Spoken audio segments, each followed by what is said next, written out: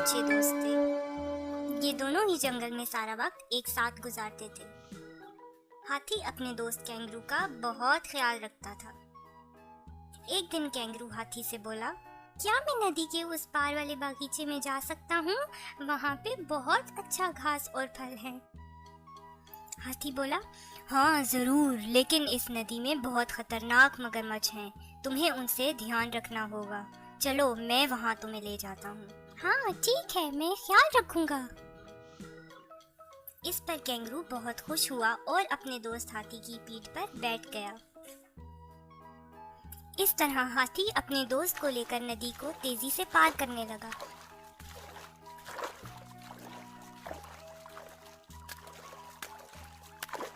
और कुछ ही देर में दोनों नदी के पार वाले बागीचे में पहुंच गए। याहू! हमने नदी पार कर ली है। अब हम खूब मजे से फल खाएंगे।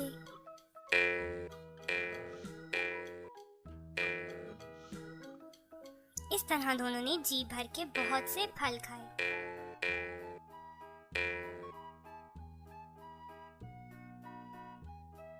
हाथी भैया, बहुत देर हो गई है, मुझे घर जाना है। हाँ जाओ, लेकिन अपना ख्याल रखना। हाँ ठीक है, मैं ख्याल रखूंगा। और फिर कैंगरू तेजी से भागते हुए अपने घर जाने लगा।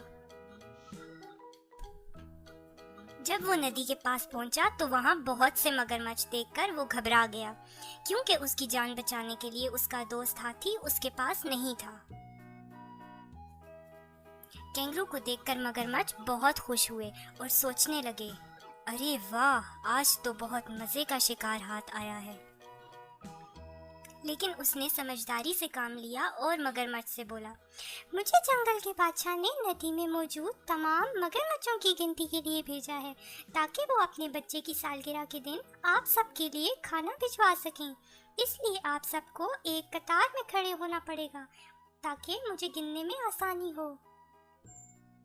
मगरमच्छों की कतार बनाते ही कैंगरू तेजी से छलांग लगाता हुआ नदी के दूसरे पार पहुंच गया।